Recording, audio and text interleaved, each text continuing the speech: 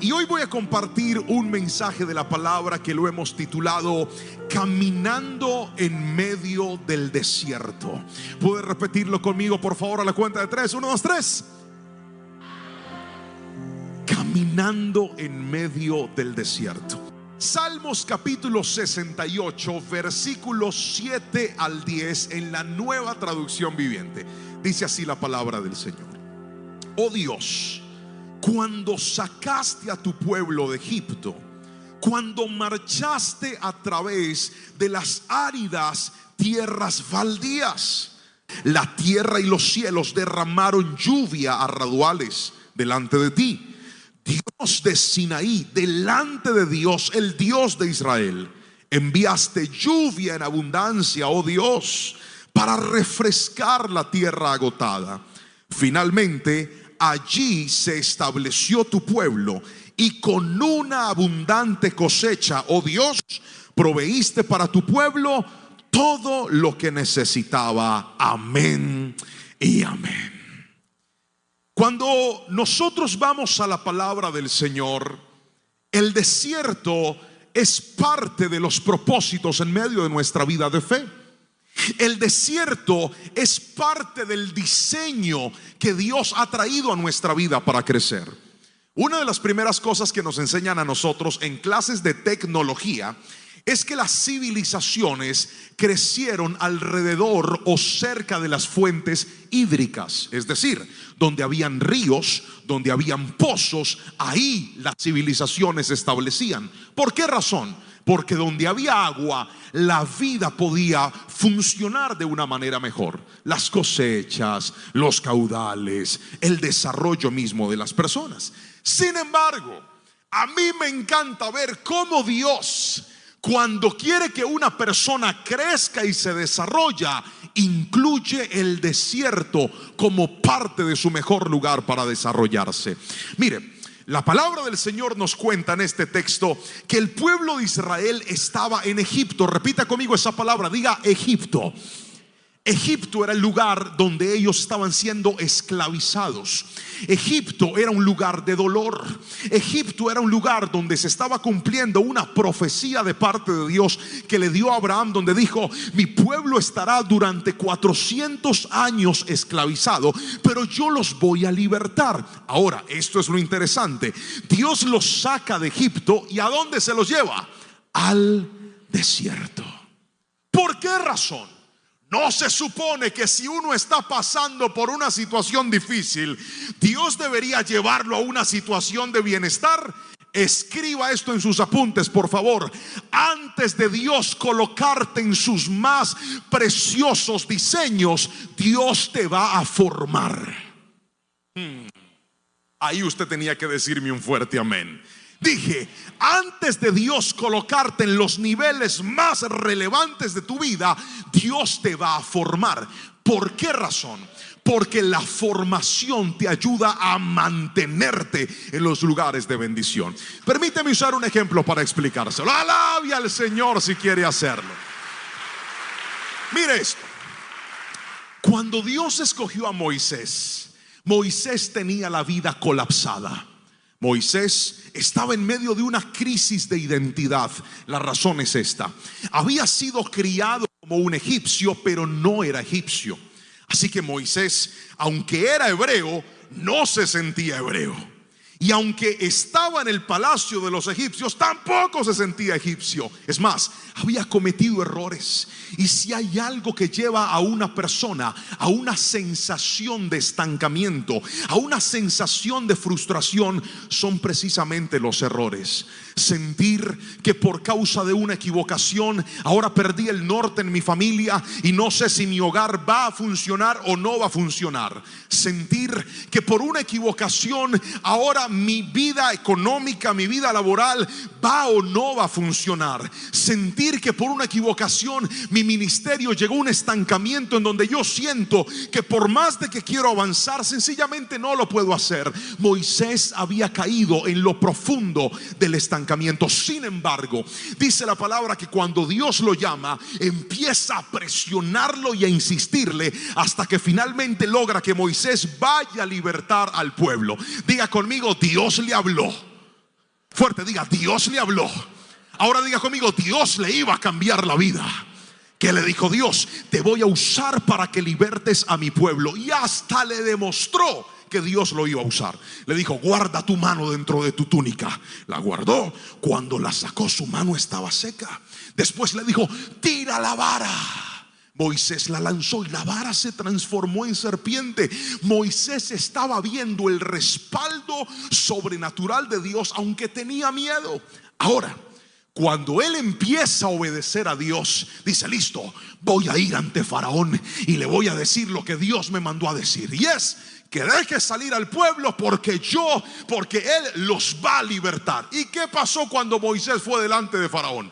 Se acercó, fue con Aarón y le dijo, oiga Faraón, Dios manda a decir que deje salir al pueblo para que vayan al desierto. ¿Y qué le dice Faraón?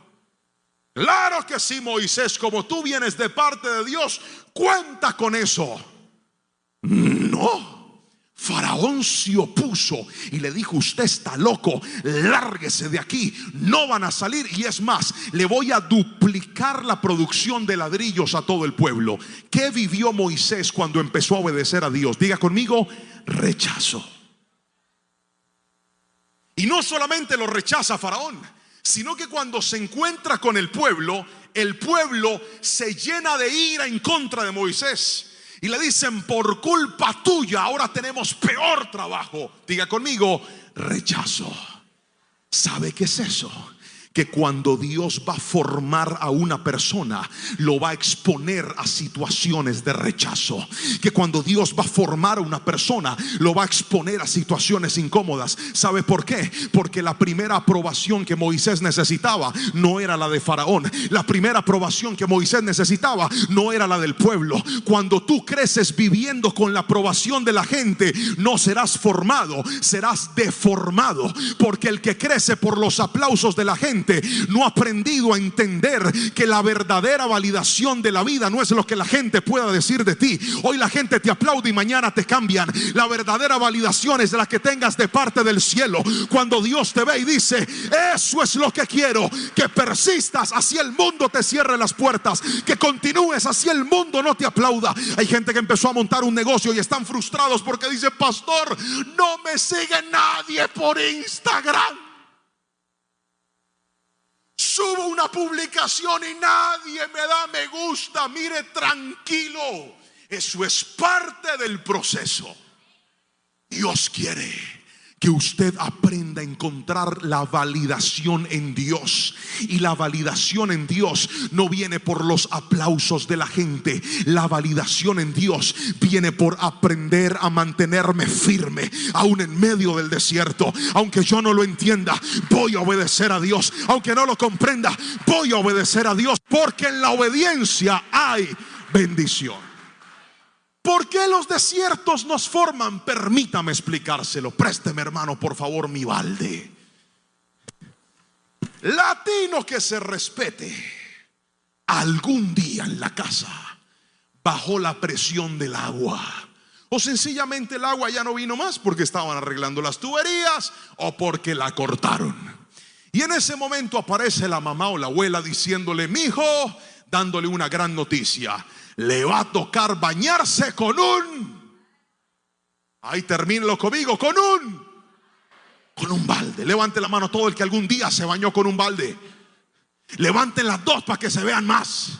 Eso es, muy bien. Cuando usted se va a bañar con la ducha, normalmente uno, ¿qué hace? Abre la llave y eso empieza a salir, ¿verdad? ¿Cuánto les gusta bañarse con agua calientica? Aquí yo los veo. Otra vez, ¿a cuántos nos gusta bañarnos con agüita calientica aquí? Ustedes son de los míos, bendito sea el Señor. Las casas en el cielo con agua caliente, ustedes van a vivir cerca de mí. Ahora levante la mano todos los que se bañan con agua fría. Jehová los perdone por eso. Cuando uno se baña en la ducha, usted abre la llave y eso empieza, ¿verdad? Y sale agua, y sale agua. Normalmente uno, ¿qué hace? Ahí en pelota en el baño usted.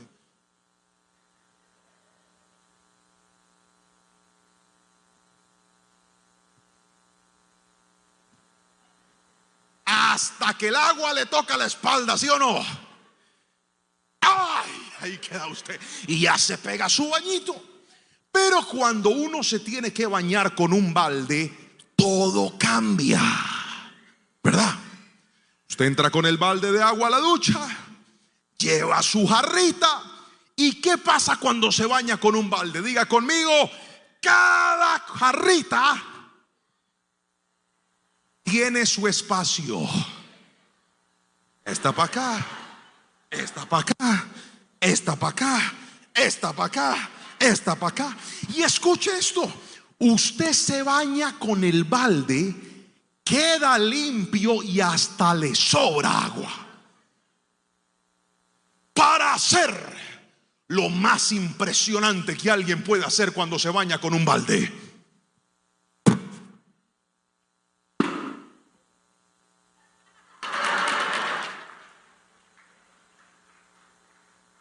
¿Sí o no?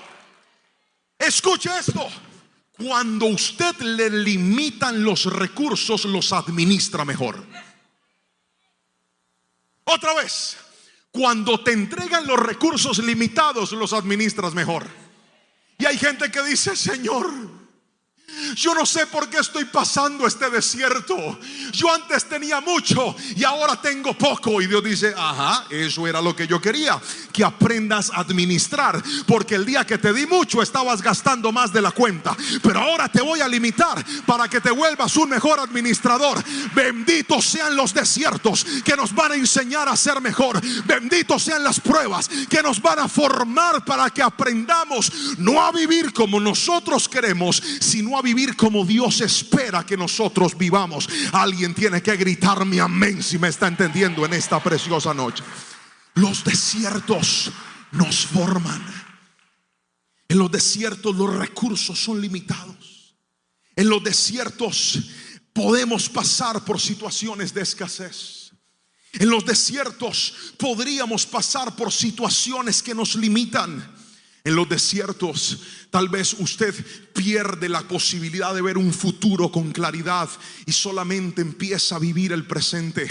Una de las más grandes batallas que tiene esta generación es con la depresión, con la ansiedad y con el estrés. Permítame explicárselo. Cuando una persona no ha podido sanar su pasado, cuando una persona no ha podido desconectarse del ayer y mira con dolor a su pasado, entra en depresión. Porque dice: siento que hay cosas de mi pasado que me tienen atado, pastor. Siento que hay experiencias dolorosas que me tienen amarrado a un pasado de dolor, y eso genera depresión. Pero hay gente que no está batallando con el pasado, está batallando con el futuro, y eso se llama ansiedad. Diga conmigo, ansiedad. Otra vez diga, ansiedad es mirar con angustia hacia el futuro. Déjeme darle un ejemplo. Supongamos que usted tiene un vuelo mañana a las 10 de la mañana. Se acuesta a dormir y empieza a pensar y dice: me voy a quedar dormido, voy a perder el vuelo. ¿Y qué tal que no llegue? ¿Y qué tal que lo pierda? ¿Y qué tal que me toque pagar otro pasaje? La persona se acuesta, no logró dormir y llega cansada al aeropuerto. ¿Por qué? Porque acaba de tener un cuadro de ansiedad.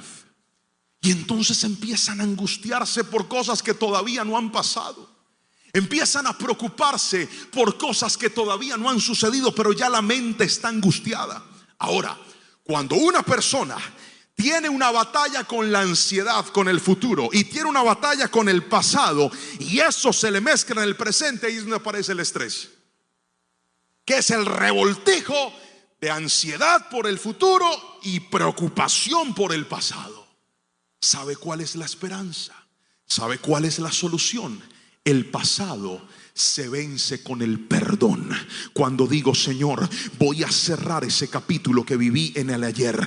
Ya no voy a dejar que esto me siga atormentando. Ya no voy a dejar que ese dolor que un día me causaron siga secuestrándome en la vida. ¿Sabe qué pasó con José? José vivió una herida terrible en medio de su pasado. La Biblia nos dice que sus hermanos lo vendieron, lo sacaron de sus comodidades, se lo llevaron como esclavo. Pero cuando tú eres procesado en el desierto y volteas a mirar hacia atrás, logras logras encontrar los propósitos de Dios aún en medio del dolor. Escúchame lo que te voy a decir. Hay cosas que hoy estás viviendo, que te están doliendo, que no las estás entendiendo. Los propósitos de Dios no se entienden en el presente, siempre se entienden en el futuro. Cuando pasa el tiempo y volteas a mirar atrás y dices: si no hubiera sido por esta intervención de Dios, yo no tendría lo que ahora tengo. Yo un día sentí que me iba a morir. Les voy a contar cuándo. Digan: ¿cuándo, pastor? No, pero pregunte con más curiosidad. Diga: ¿cuándo, pastor? El día que terminé con una exnovia. Perdóname, mi amor, pero tengo que contar el testimonio. Yo tenía una exnovia y sentí que era la mujer de mi vida. ¿A alguien le ha pasado? Levante la mano y grite amén, por favor. ¿Qué haremos? Aquí nadie se ha enamorado nunca en la vida. Todo el que algún día se enamoró y dijo: con esta hasta la muerte. Levante la mano, yo los veo. No, levante la mano, ¿no le da pena de su esposa? Eso, muy bien. Yo sentí lo mismo, yo sentí lo mismo. Y entonces empezamos a tener dificultades. Y Dios me empezó a hablar, pero yo no lo quise escuchar. Y yo decía: no, yo la arreglo en el camino. Yo tengo que casarme con ella. Y yo empecé a insistir. Y si hay algo peligroso, es cuando Dios te da un mensaje en medio del desierto y no lo entiendes. Si hay algo peligroso, es cuando Dios quiere cambiarte algo en medio del dolor y tú no te dejas cambiar. El que no se deja procesar en medio del desierto no saldrá del desierto. Gracias por ese amén flojo que alguien dijo. Dije: el que no se deja cambiar en el desierto necesita más desierto. Pregúnteselo al pueblo. La Biblia dice que Dios lleva al pueblo hasta la frontera de Cades Barnea, justo listos para entrar a la tierra prometida. Es más, entraron los 2 espías. Llegaron, trajeron los frutos gigantes de la tierra. Pero cuando llegaron delante de Moisés, dijeron: hay muchos gigantes, nos van a despedazar, nos van a comer. ¿Y sabe qué hizo Dios? Dios dijo: a ustedes no han aprendido la lección, entonces se van a quedar por más años en el desierto hasta que aprendan a confiar en mí. Y entonces yo en medio del desierto con esta hermana, llegó un punto donde finalmente las cosas se volvieron insostenibles y terminamos la relación. ¿Sabe? Yo sentía que me iba a morir. Yo dije: ¿y ahora? ¿Quién se va a enamorar de este feo? ¿Quién le va a prestar atención a mí? Sí, mire, cuando usted está en medio del dolor, usted siente que lo que está perdiendo es lo único que usted tiene en la vida. Gracias por ese amén tan chiquitico que alguien dijo por ahí. Cuando usted está perdiendo algo en el desierto, usted siente que eso que se le está yendo es lo único que usted tiene en la vida. Y yo dije: Señor, yo me quiero morir, Padre. Ahora, ¿quién se va a fijar en mí? ¿Quién va a saber que a mí me gustan las papitas amarillas con arroz y salsa de tomate? ¿Quién va? Es mejor viejo conocido que nuevo por conocer. Y empecé a sufrir, pero a sufrir, hasta que Dios trajo a mi amada esposa. Ahora que yo la veo y espere. Ahora que yo la veo y volteo a mirar la filistea, yo digo: definitivamente Dios tenía algo mejor para mí. Es lo que la gente no entiende. En el desierto Dios te va a quitar hoy cosas, pero aprende a agradecer, porque aunque Él te quite cosas en medio del dolor, Él ha preparado algo mejor para ti. Si alguien me está entendiendo, dígame amén en esta noche, por favor. En el desierto perderás, pero Dios traerá algo mayor a tus manos. Grítame amén, por favor. Y entonces nos equivocamos porque creemos que lo más importante del desierto es lo que perdí. Escriba, por favor: lo más importante del desierto no es lo que pierdo, es lo que aprendo. No, pero amén, no, escriba. Dije: lo más importante del desierto no es lo que pierdo, es lo que aprendo. Y hay gente que está aprendiendo a ser mejor esposo. Hay gente que está aprendiendo a ser mejor padre. Hay gente que está aprendiendo a ser mejor cristiano. Hay gente que está aprendiendo a ser mejor trabajador. Hay gente que está aprendiendo a ser mejor hijo en medio de esa escasez. Y dicen: pastor, yo no entiendo por qué esta situación tan difícil me está golpeando. Esta situación tan difícil, ¿por qué me está arrancando la vida? Y yo siento que me voy a morir. Hoy te voy a decir algo: antes de llegar a la tierra prometida, Dios te va a procesar por el desierto. Y ahí vas a aprender. De ahí vas a sacar las más grandes lecciones. Ahí, aunque hoy derrames lágrimas de dolor, llegará un día donde derramarás lágrimas de alegría y le dirás: gracias, Padre Celestial, porque si no hubiera sido por esto, yo no hubiera visto tu mano de poder sobre mi vida. Se lo hablo por experiencia. Déjeme contarle una historia de mi desierto. Cuando yo tenía 19 años, me animé a grabar un disco de música cristiana, obviamente. Y entonces, yo vengo de una familia de muy escasos recursos. Yo sé qué es pasar por necesidades. Yo sé qué es que la comida del almuerzo sea la misma de la cena. Yo sé qué es que en mi casa comer carne sea un privilegio que solamente se puede disfrutar algunos días. En mi casa teníamos nevera, pero la nevera no se usaba para los mercados. La nevera se usaba para enfriar la guapanela, porque normalmente nunca estaba llena. Nosotros vivíamos del diario. Mi mamá, con una lista, me mandaba donde el señor de la tienda a fiar lo del almuerzo de cada día. Yo llegaba allá donde don Damián, era un paisa él de Medellín, y llegaba hasta la tienda y le decía: don Damián, buenas tardes, porque mire, desde pequeñito yo aprendí, le voy a enseñar una palabra colombiana, y la palabra se llama caché. Diga conmigo: caché. Otra vez, ahora repita conmigo, diga: ante todo. Fuerte, diga: ante todo. Levante la cabeza así y diga: el caché. Otra vez, diga: ante todo, el caché. Me siento en Colombia ya. Ante todo, el caché. ¿Qué es el caché? Que estaba bien pobre, pero hermano, primero muerto antes que sencillo. Entonces yo llegué a la tienda. La hermana está contenta. Yo llegué a la tienda, y entonces, si yo veía que la tienda estaba llena, yo no pedía fiado. ¿Por qué? Porque ante todo, vamos conmigo, ante todo Él. Entonces yo esperaba que la tienda se vaciara, y cuando la tienda se vaciara, ahí sí yo entraba. Don Damián, buenos días. Que mi mamá le manda a decir que si por favor nos puede fiar esta listica. Entonces nos fiaba la librita de arroz, las papitas, unos pedacitos de salchichón, y eso era lo que comíamos de almuerzo, o lentejitas o frijoles. Pero don Damián a veces estaba contento y otras veces estaba endemoniado. Entonces a veces me decía: claro que sí, mi hijo, me daba lo de la tienda y yo me iba. Y otras veces me daba, pero como con rabia, me decía y me despachaba.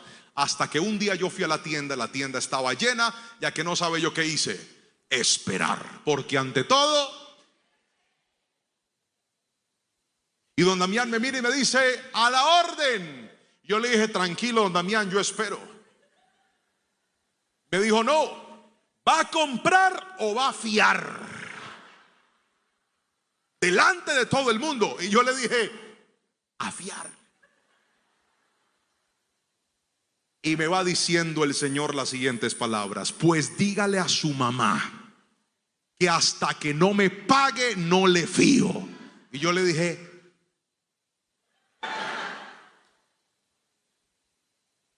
y ese camino desde la tienda hasta la casa, yo oré para que viniera fuego del cielo y quemara esa tienda. Llegué a la casa, yo no sabía cómo decirle a mi mamá que ese día la comida no iba a estar asegurada. Cuando llegué a la casa le dije: mamá, que cómo le fue a mi hijo y la comida. Le dije: no, mami, que don Damián está como enojado. Y mi mamá, que es una mujer muy emocional, se puso a llorar y dijo: ay, mi amor. ¿Sabe cuál era el dolor de mi mamá? No que no hubiera comida para mí y para mis dos hermanos. El dolor de mi mamá era la humillación de don Damián. Pero yo ya perdoné al viejo. Y entonces me fui a arrodillar luego de ver llorar a mi mamá. Y de rodillas en mi cama, que era la misma cama de mi hermana y de mi hermano, le dije: Señor, a mí en la iglesia me han predicado que tú eres un Dios que bendice. A mí en la iglesia me han predicado que tú eres un Dios que sustenta. Yo no te estoy pidiendo lujos, solo te pido que me des un trabajo. Yo tenía 11 años de edad y le dije: te pido que me des un trabajo, Señor, para que no siga pasando esto en mi casa, para que no sigamos viviendo humillaciones. Y a la media hora tocaron la puerta del apartamento donde vivíamos. Era una casa, era un apartamento que quedaba en el segundo piso de una casa, de esas casas largas. Al fondo estaba el pequeño apartamentito donde nosotros vivíamos. Y para llegar a ese apartamento, usted tenía que cruzar un pasillo largo, pero largo. Usted al fondo veía una luz. Haga de cuenta el túnel que dice la gente que ve cuando se va a morir, algo así, túnel largo. Pero en ese pequeño apartamento no llegaba el sol. En ese pequeño apartamento no, era un hueco, era literalmente allá metido. Y cuando tocaron el timbre, yo salgo por el pasillo y afuera de la puerta hay un señor con 2 bolsas de mercado afuera de la puerta. Y me dice: mi hijo, ¿puede llamar a su mamá, por favor? Y yo le dije: sí, señor. Salí corriendo, llegué hasta donde mi mamá y le dije: mami, la necesitan. Cuando mi madre salió a la puerta, el señor no estaba, pero estaban las 2 bolsas en el piso. Y yo le dije: mami, vino un señor a llamar. Y me dijo: pero ¿dónde está? Nosotros no tomamos las bolsas, sino que bajamos al primer piso donde estaba mi abuela. Era una casa completamente enrejada. Y mi mamá le dice: doña Flor, ¿usted sabe dónde está el señor que estaba ahí afuera, que vino a entregarnos las bolsas? Y mi abuela dice: mi hija, yo he estado mirando a la puerta y por esa reja no ha entrado nadie. Y así fue hasta el día de hoy. Yo no sé quién fue, pero si yo te estoy hablando de un Dios que provee, es porque yo he visto la mano de Dios en mi vida. Si yo te estoy hablando de un Dios que en medio del desierto te sostiene, es porque mi casa y yo lo hemos visto. Hay momentos en donde las puertas de la tierra se van a cerrar. Hay momentos donde las puertas terrenales no se van a abrir, pero quien aprende a doblar sus rodillas sabrá que mi Dios es un Dios que sostiene, que mi Dios es un Dios que provee. Hoy la historia cambió, mi hermano. Hoy la historia no es la misma en mi vida, pero aunque mi historia es distinta, Dios sigue siendo el mismo ayer, hoy y por los siglos de los siglos. Alabe su nombre y gríteme amén, por favor. En el desierto verás su mano de poder. Ahora, ¿dónde está la clave? Que en medio del dolor hagas las cosas de manera correcta. Otra vez, diga conmigo: en medio del desierto. Repita conmigo, diga: en medio del desierto voy a hacer las cosas de manera correcta. ¿Sabe cuál es el gran problema de nosotros? Que a veces en el desierto somos estimulados por la impulsividad, por el miedo, por el temor, por el afán, por la prisa. No hacer la voluntad de Dios, sino hacer la nuestra. Y este es un gran error. Cuando tú entras al desierto, tendrás que enfocarte en hacer las cosas bien. Yo sé que la mente te habla y la mente te dice: vete a pecar, vete a hacer lo indebido, consíguete otra persona. Mira que te están engañando, engaña tú también a tu esposo. Mira que te están haciendo trampa, hazle trampa tú también. Pero el desierto no es el lugar para aflorar mi peor versión. El desierto es el lugar donde yo debo consolidar los principios de Dios en mi vida. Quien hace lo correcto en medio del desierto saldrá del desierto en bendición. Quien hace lo correcto en medio de la prueba saldrá de la prueba en bendición. Pero la clave no está en hacer las cosas bien a veces. La clave está en hacer las cosas bien siempre. Necesito a 4 hermanos gorditos, por favor. No me hagan sacarlos, que yo desde aquí les veo el púlpito, mis hermanos. Necesito 4. Ahí se levantó el primer valiente. Venga para acá. Este que le gusta el encebollado se ve. Venga, traiga. Ahí se trajo un hermano en la fe también. Vengan para. Necesito 2 más. 2 más. A ver, ¿dónde están? Oiga, hermano, usted lo están sacando todos los días, ¿ah? Bienvenido. Dios le está hablando. Dios le está hablando. Hola, ¿cómo estás? 2 más, necesito 2 más. Ahí se levantó un valiente, vea. No, ni meta barriga, hermano, que tranquilo, que lo importante es que se le salga. Ahí viene otro valiente. Venga, un aplauso para mis voluntarios, por favor. Muy bien. Háganse acá conmigo, vengan, háganse acá. Muy bien. Mire por qué la gente no ve resultados en medio de los desiertos. Ahora necesito a alguien que esté aquí que le guste hacer ejercicio. ¿Usted le gusta hacer ejercicio y hace ejercicio con frecuencia? ¿Sí? Venga pues. Sí, está mejor, hermano. Venga para acá. Lo compara usted con todo este poco de siervos, incluido yo, y hay esperanza. Muy bien. Párese ahí, por favor. ¿Qué es lo que estos cuerpos necesitan? Respóndame. ¿Qué es lo que estos cuerpos necesitan? Respóndame.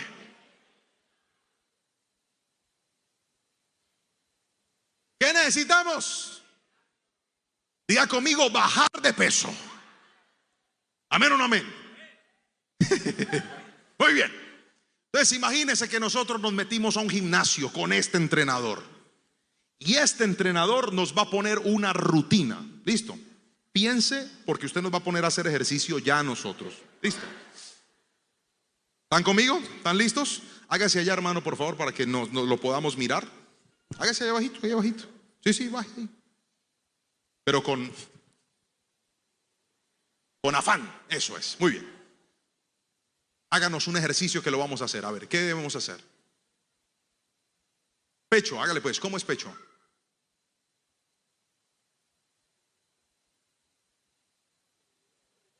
Hágale ahí en el piso.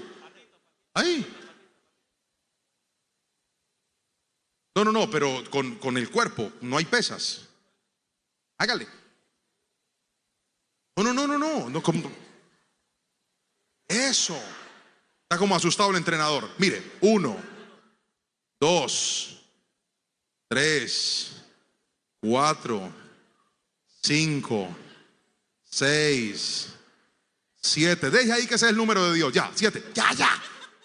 Listo. ¿Están listos, muchachos? Cuento 3 y arrancamos. 1, 2, 3.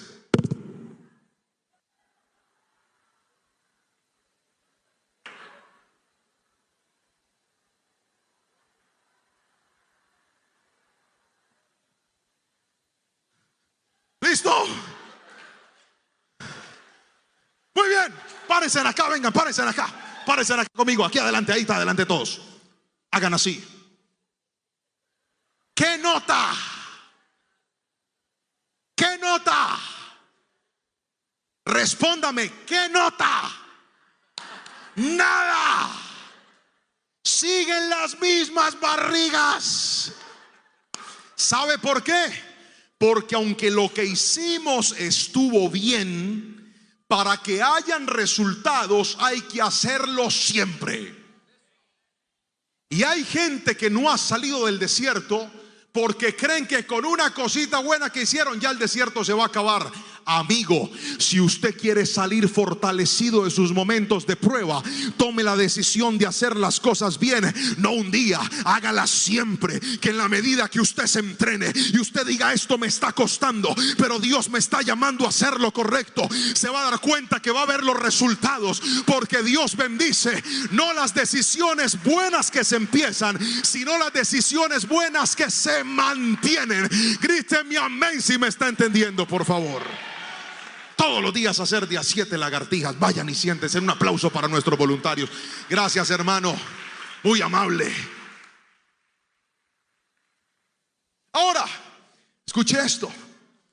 En el desierto no solamente entramos para aprender, no solamente entramos para cambiar, sino que en segunda instancia en el desierto descubrimos el propósito de Dios. Alguien tiene que repetir esto, por favor. Diga: en el desierto voy a descubrir el propósito de Dios. Son los momentos de dolor los que cambian nuestro rumbo. Son los momentos de dificultad los que nos hacen llegar a puntos en donde sentimos que la única solución es sí o sí cambiar. Y esos cambios Dios los permite con un propósito. Mire lo que dice la palabra del Señor. Volvamos a la cita principal. Salmos capítulo 68, versículo número 9. Dice: enviaste lluvia en abundancia, oh Dios, para refrescar la tierra agotada. Finalmente allí se estableció tu pueblo, y con una abundante cosecha, oh Dios, proveíste para tu pueblo lo que él necesitaba. Me encanta la palabra del Señor, y me encanta encontrarme con este pasaje en el que el salmista retrata el desierto y dice: aunque el desierto es un lugar árido, aunque el desierto es un lugar de escasez, aunque el desierto es un lugar de dolor, aunque el desierto es un lugar de faltante, Dios va a hacer que en medio de esa tierra seca haya fructificación.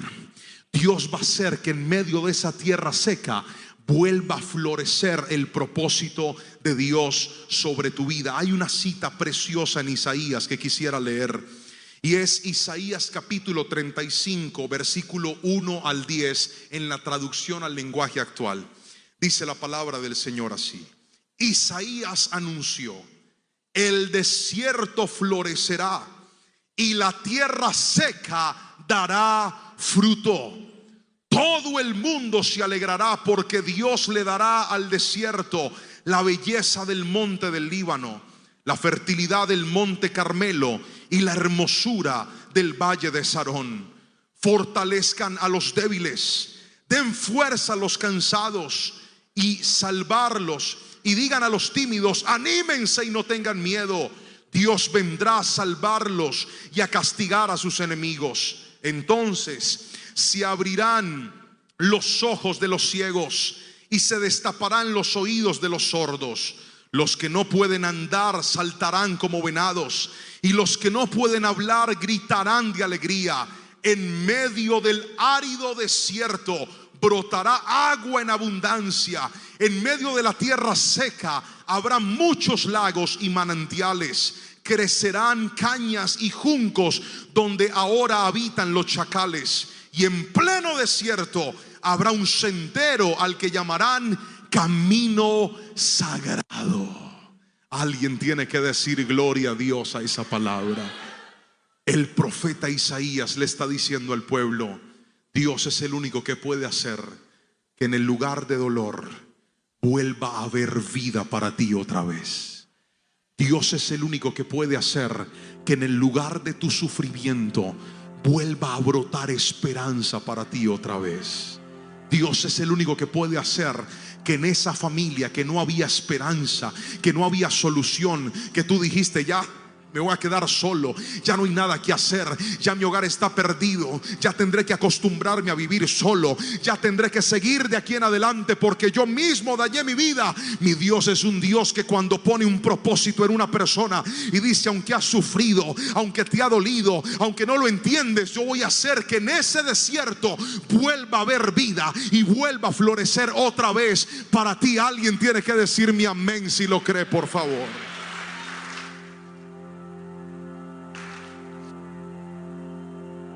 Una de las pruebas más grandes que yo pasé en mi vida fue cuando finalmente, luego de grabar ese disco que ahorita le estaba contando, empecé a viajar por muchos lugares de mi país. Estuve aquí cerca en Perú, en Lima, conocí Cuba, fui a Estados Unidos a presentar el disco que Dios me había regalado de forma milagrosa. Escúcheme, yo no pagué un solo peso por ese disco. Apareció un empresario, yo lo llamé para invitarlo a uno de nuestros grupos en la iglesia, porque aunque yo había grabado un disco de forma muy sencilla con los equipos de la iglesia, pues yo estaba haciendo las cosas de manera correcta. Decidí hacer las cosas bien para Dios. Y cuando tú haces las cosas bien al principio, no vas a ver los resultados que tú esperas. Voy a volver a repetir lo que le acabo de decir, porque esta palabra es para alguien. Cuando tú empiezas a hacer las cosas bien, no vas a ver los resultados que esperas de manera inmediata. Lo voy a volver a repetir otra vez porque hay gente que no me entendió. Cuando tú empiezas a hacer las cosas bien, al principio no verás los resultados que tú esperas. Pero no te desanimes, sigue haciendo las cosas bien. Y entonces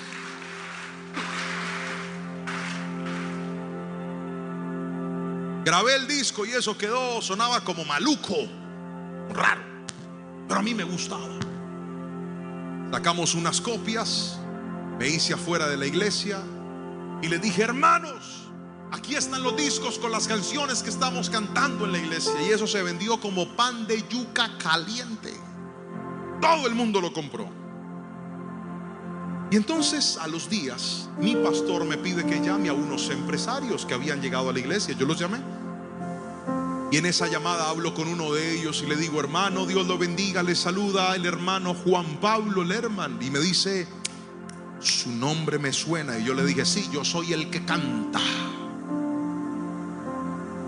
Ah, con razón, yo compré un disco suyo. Yo me puse todo emocionado. Yo le dije: sí, yo soy el que canta. 19 años tenía y un pelero. ¿Entienden la palabra pelero aquí? ¿No? Pelero es que tenía el cabello más largo que el pastor. ¿Cómo se le dice a una persona que tiene mucho pelo aquí? El que tiene mucho pelo se le dice pelón. Yo estaba bien pelón. En Colombia pelón es al revés. Pelón es así como el hermano José. Hermano José, levante la mano. Eso, así es pelón en Colombia. Vea, limpia cabeza, brillante. Pues yo tenía 19 años y estaba bien pelón, contento. Y el hermano me dice: ay, sí, yo compré el disco suyo. Venga, aprovecho y le pregunto: ¿ese disco por qué suena tan feo? Entonces yo pasé del amor al odio en segundos. Y yo le dije: pues hermano, es que eso no es nada profesional. Nosotros lo hicimos con esfuerzo, con las uñas. No te extrañes que al principio tus esfuerzos no sean valorados por los demás. No te extrañes que al principio ese negocio, esa tienda, ese consultorio, ese proyecto que empezaste, la gente no lo valore y lleguen a criticar todo lo que estés haciendo. No te extrañes, eso es parte del proceso. No te extrañes que al principio el púlpito tenía que ser de cartón y la gente hasta decía: esos pelados están locos, muchachitos dizque con un púlpito de cartón predicando.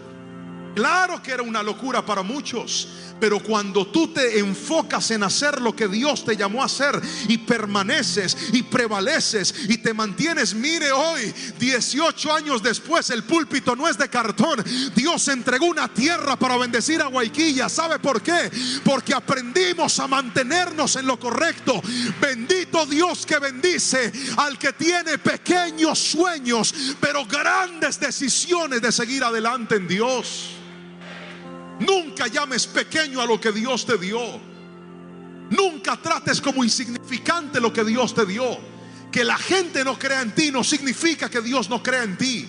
Si haces lo correcto y te mantienes, llegará un día donde darás gracias y le dirás: Señor, definitivamente en mis fuerzas yo no podía hacerlo, definitivamente con mis recursos yo no podía hacerlo, definitivamente en mi capacidad yo no podía hacerlo. Pero llegará un día donde levantarás tus manos y le dirás: Señor, gracias a ti que siempre cumples, gracias a ti que eres bueno, gracias a ti que eres poderoso. Hoy estoy donde estoy y hoy tengo lo que tengo. Alguien dígame amén. Y cuando ese empresario me habló mal del disco, a mí me dio rabia. Y yo en voz baja dije: Padre, quémalo. Y me dice: ¿y es que cuánto dinero cuesta hacer un disco profesional? Y yo le dije algo así como $15,000. Me dice: es que Dios me acaba de poner un sentir en el corazón. Y es que yo le voy a pagar a usted toda la grabación de su disco. Y yo en ese momento dije: este tipo no es una mala persona.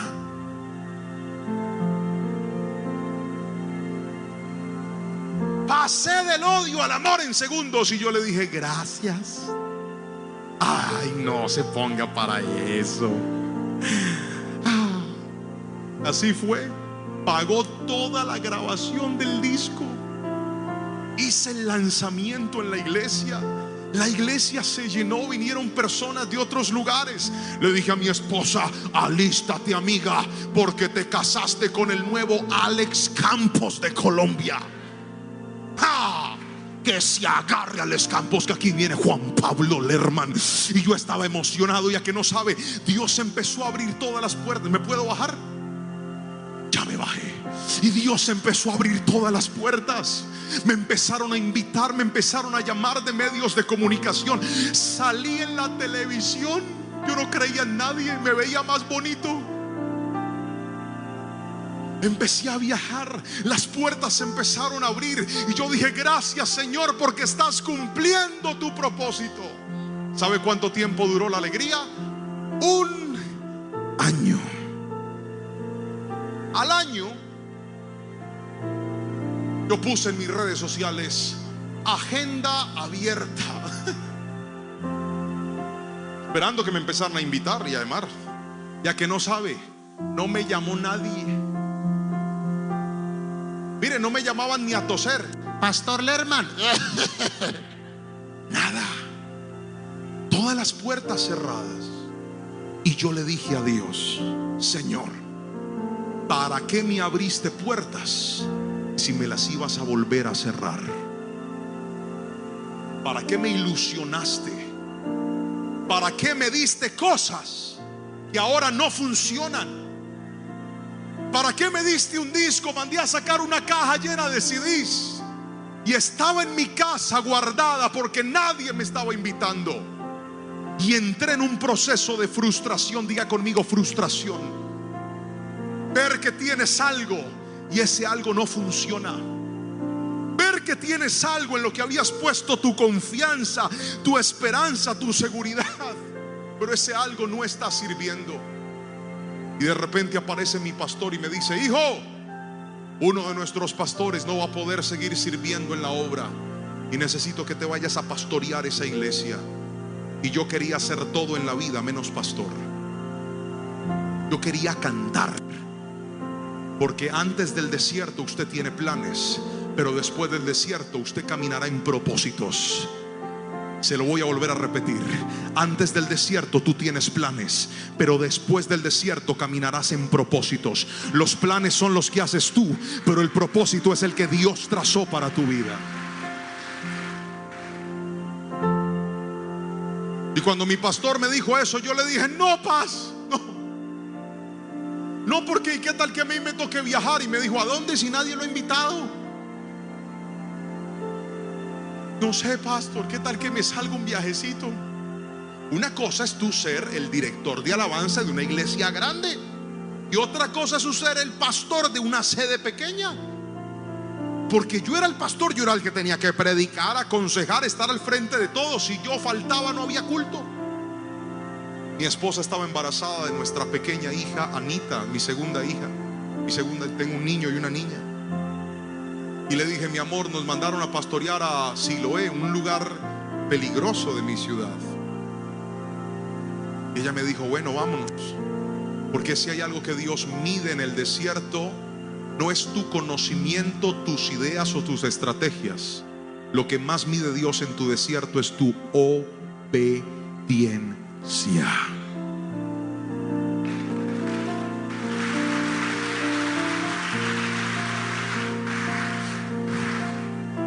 Gracias por ese aplauso, pero yo no quería aplaudir, yo estaba llorando. Porque obedecer no siempre es fácil. Obedecer a Dios a veces duele. Obedecer a Dios a veces es muy difícil. Y nos fuimos a pastorear. Llegué a la iglesia, me senté en aquel escritorio de mi oficina, y en ese lugar empecé a enamorarme de la palabra de Dios como nunca en mi vida yo me había enamorado. Me paraba y le decía: Señor, dime qué quieres que le predique a tu iglesia. Y empecé a refugiarme en la bendita palabra del Señor. Y me propuse algo. Dije: no quiero que haya una sola hoja de mi Biblia que yo no haya leído, que yo no haya estudiado, que yo no haya entendido. No quiero que haya un solo pasaje de la Biblia por el que yo no haya pasado alguna vez. En ese momento empezaron a nacer las más hermosas prédicas que algún día yo pude dar. Me paré en ese pequeño altar de esa iglesia chiquitica que estaba totalmente destrozada porque el pastor había caído en pecado, la gente se había ido. Una cosa es que te manden a levantar una iglesia y otra cosa es que te manden a restaurar una iglesia que está caída. Levantar una iglesia desde cero es una bendición porque estás con gente que quiere estar contigo. Pero restaurar una iglesia que está golpeada por el pecado es terrible, porque yo llegaba a predicar y la gente se iba, no me querían escuchar. Se paraban y se iban y decían: no, yo quiero a mi pastor. Y yo decía: pero escúchenme, denme una oportunidad, yo no les he hecho nada malo. La iglesia no entendía el momento. Yo tampoco podía contarles todo lo que había pasado, pero empecé a hacer lo correcto y empecé a predicar. Y me empecé a apasionar por la palabra de una manera que usted no se alcanza a imaginar. ¿Sabe? En ese desierto descubrí que Dios me podía usar como un predicador también. Y yo decía: yo no quiero ir allá. Y Dios dijo: allá te voy a meter, porque ese lugarcito que tú no entiendes, para ti es un lugar de dolor, pero para mí es un taller de formación. Y Dios empezó a pulir y a pulir y a pulir y a pulir y a sacarle filo a un arma llamada la predicación. Y la predicación, y a mí no me gustaba predicar, pero Dios empezó a afilar la predicación. Era un lugar al que yo no quería ir, porque a veces lo que menos quieres es lo que más Dios va a usar para cambiarte. Al año regresé a la central y la agenda se volvió a abrir. Y me llamaban y me decían: pastor, si queremos que usted venga porque usted vale por dos. Usted lo ponemos a predicar y también lo ponemos a cantar. Me empezaron a explotar. Pero empecé a viajar por muchos lugares. Y ahora sentí que en medio del desierto había encontrado un propósito. Y cuando estaba en el mejor momento de la vida, ¡plum! Pandemia. Y yo dije: Señor, ¿a qué estamos jugando? El año donde tenía la agenda coñada, ahora me habían encerrado. No puedes salir. Y escuché la voz de Dios y me dijo: Dios, ahora quiero que le prediques a los inconversos a través de las redes sociales. Y yo dije: ay, Señor, ¿y cómo hago eso? Y entonces todos los cultos en los que yo predicaba en la iglesia, yo un día empecé y me metí a Facebook. Y luego del culto yo descargaba el video y lo subía a YouTube. Voy a subirlo. Y luego empecé a hacer pequeños clips de videos y los empecé a compartir. ¿Y sabe qué pasaba al principio? Se reían de mí. Algunos hermanos de la iglesia decían: ay, usted se cree youtuber. Y yo le dije: no, yo no estoy siendo ningún youtuber. Yo estoy obedeciendo una instrucción de Dios. Él me mandó a predicarle a gente inconversa. ¿Recuerdas lo que te dije hace un momentito? En el desierto descubres el propósito de Dios para tu vida. Y yo empecé a hacerlo. Y empecé a hacerlo. Y empecé a hacerlo. Cada semana. Hasta que un día, de forma inesperada, hice una predicación para las familias. Y esa predicación se fue a muchísimas reproducciones, se viralizó. Luego hice otra predicación y también se viralizó. Pregúnteme cómo, pregúnteme cómo. No sé. Pregúnteme si hice algo especial. Que me pregunte, por favor. No. Hice lo mismo que hacía cada semana. Pero es que hay algo que se llama el de repente de Dios. Y cuando Dios ve que una persona tiene disciplina y hace las cosas bien y se esfuerza en obedecerlo, llega un día donde Él trae un de repente. Y yo viví el de repente de Dios. Lo más importante fueron los cientos y cientos de mensajes que empezaron a llegarnos de diferentes partes del mundo. Pastor, yo me iba a suicidar, pero vi una prédica y Dios me devolvió la vida. Pastor, Dios me devolvió mi hogar. Pastor, Dios me devolvió mi familia. Pastor, quiero ir a una iglesia. Pastor, quiero buscar. Y yo dije: pero ¿qué es toda esta locura? ¿Sabe qué es todo eso? declaro que en medio del desierto Dios te va a procesar. Dios te va a llevar por lugares que tú no te alcanzas a imaginar. Pero si aprendes a hacer las cosas de manera correcta, llegará un día donde Dios va a cambiar tu historia y podrás levantar tus manos y decir: ya no vivo yo, ahora Cristo vive en mí y voy a hacer su perfecta voluntad hasta el último día de mi vida. Eso es lo que el desierto hace. Te enseña que lo más importante no son tus planes, sino los planes de Dios para tu vida. Hoy las cosas cambiaron. Hoy el Señor nos ha bendecido de una manera especial. Él me ha abierto puertas para ir a distintos lugares del mundo a predicar, a llevar su mensaje por otros sitios. El mismo niño que se crió en un pequeño apartamento donde tenía que fiar la comida, ahora es un pastor que lleva la palabra por muchos lugares.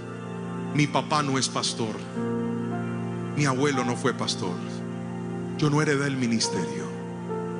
Mi papá es un maestro de construcción que nos sacó adelante pegando ladrillos y mezclando cemento.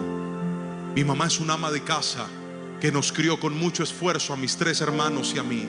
Pero sabes, hubo un día donde yo aprendí que aunque yo estaba en medio de un desierto, aún en ese dolor Dios quería encontrarse conmigo, porque Él tenía un propósito con mi historia. Y hoy te lo voy a decir a ti, querido hermano que me estás viendo. Hoy te lo voy a decir a ti, querida hermana que me estás viendo, que tal vez hoy estás pasando por una situación de dolor y de dificultad, que tal vez hoy no entiendes lo que estás viviendo, que tal vez hoy no comprendes lo que estás pasando. Si aprendes a hacer lo correcto en medio de tu adversidad, si aprendes a hacer lo correcto en medio de tu dolor, Dios hará que ese desierto florezca para ti en el nombre de Jesús. Dios hará que esa tierra seca sea una tierra que tenga fruto en abundancia para ti en el nombre poderoso de Jesús. Si alguien me está entendiendo, dígame un fuerte amén, por favor, en esta noche. Yo voy a orar hoy por aquellas personas que dicen: pastor, yo estoy en este momento en un desierto. Yo estoy en este momento, como usted lo describía hace un ratito, con una angustia por el pasado que no se alcanza a imaginar, con una ansiedad por el futuro que usted no se alcanza a imaginar, y con un estrés en mi presente en donde no he podido pensar con claridad y no sé lo que viene para mi vida. Hoy te digo en el nombre de Jesús: tu pasado se sana con perdón, tu futuro se sana con fe, creyendo en las promesas de Dios. Pero tu presente se sana aprendiendo a disfrutar el día a día que Dios te entregó. ¿Sabe? Hay cosas que tal vez usted necesita, que usted le está pidiendo a Dios, que usted está esperando. En lugar de afanarse por eso, aprenda a disfrutar cada día y dígale: Señor, voy a vivir un día a la vez. ¿Qué debo hacer hoy? Voy a hacer lo correcto. Y pues que pastor, es que a fin de mes tengo que arreglar esto. Usted ocúpese de hacer la voluntad de Dios, que Dios se ocupa de hacer lo imposible sobre su vida. Usted ocúpese de darle el primer lugar a Dios, que Él se va a ocupar de lo que usted no puede resolver. Alguien tiene que decirme amén en este lugar.